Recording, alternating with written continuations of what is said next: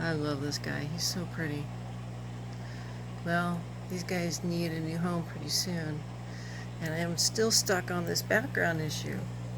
Now, my main problem is I want to cover that power head, and then I need something to cover the tubing all the way to the surface. I have a heater element, ceramic heater element, and then I've got a bubble bar, and I want to mount those to a board so that they stay in line with each other, because I like the bubbles coming up across the heater. That's pushing warm air up into the tank, causing good circulation. Plus, I don't want that heater to drop down into the sand, so I want it to stay there. And suction cups, frankly, they just don't work. So I'm going to devise a new way. So, and then I've got a lift tube on this side. You can see the head right here for this under gravel plate. I'm contemplating just getting rid of it because this head is so big, it's pulling that whole plate, literally, and I probably don't need that. But, you know, if I get rid of it, then I just run everything up this side, which is kind of cool. But basically, like, I've got two big rocks in here. I'm trying to decide which one's going to stay. Probably won't be both. I want to be able to get a gravel vac down in there in this area to clean when I go to clean, and I just want to be able to grab that and lift it out of the way, out of the tank. It also has to fit through this divider on the top here, so I don't have the whole tank span. You know, I've got about 18 inches that I've got to get a piece through, so I can't do one big one. So I think I'm going to do 3 pieces. So 1, and then 2, and then a 3. So let's go take a look at some of my ideas. Now, ideas in the past have been like, this is some bogwood that's out of like probably Mississippi or Louisiana. It's basically root structures that grow underground, and some people call it ironwood. It's very dense, very strong. It's impervious for the most part, and it always looks great. You can attach plants to it, and it just looks good. You can sterilize it. So bogwood's a great idea. Now this stump in here is a plastic stump, and I'm considering taking my circular saw and cutting it into segments. But I really just don't like this kind of fakey bullshit in my tanks, to be honest. I bought a whole bunch of really crap with those 4 breeder tanks on the rack, and that came with it, so I was trying to get my arms around did I like it or not. And I'm not sure I do. And I'm going to show you why. So this is a sister 90-gallon tank, which is in my fish room, and you can see that basically what I am trying to cover up here. So I've got a power head on this side, and I got my air line coming down to my bubble bar down on the bottom, that green bar, and then I've got a ceramic heat emitter on the floor, and those two are what I want to attach to some structure. Because as you can see, in order to keep the bar in place and you can't see it, you have to create a groove down there so that when you look at it, you know, you don't necessarily see it. And then, like I said, those suction cups are always failing, so I really want to come up with a better system.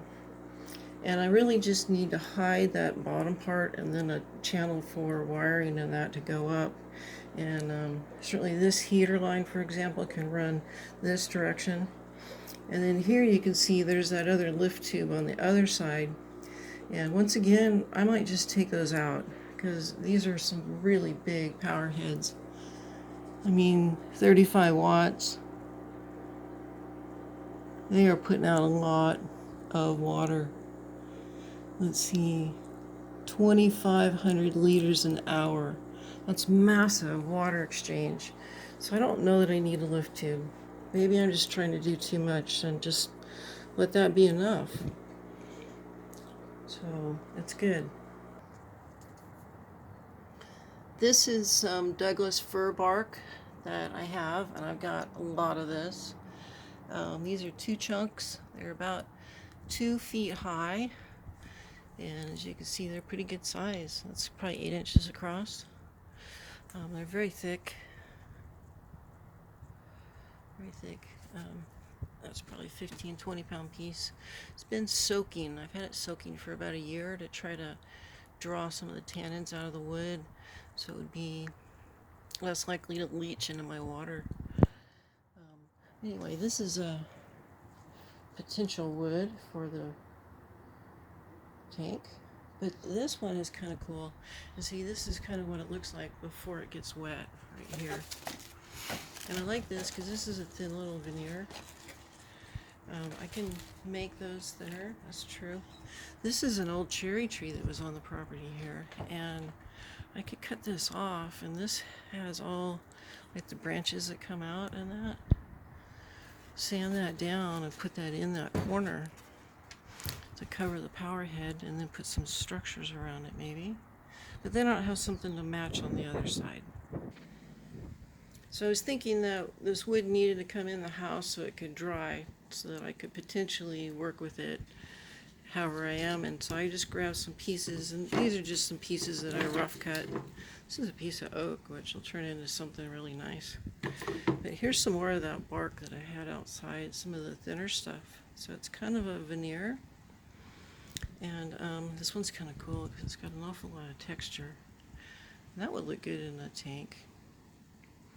But you know, trying to clean this is going to be difficult, and all these little pieces are going to be really fragile. But I have a solution for that. I've got some of these. This is really pretty. You can look in the back of it here. It's just full of worms. And you can see they're still packed in there. I haven't washed them out at all. But so this is all just wormwood, and it's got a nice little burl right there on the end. And then this piece right here is interesting because it's just a big old floppy veneer. And so I'm going to just lay it over on its side with a weight on it and see if I can't make just kind of a cup kind of a thing that I could use to cover that power head.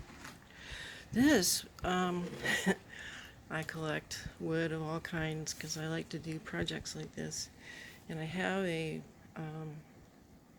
stump out in the garage, my shop actually.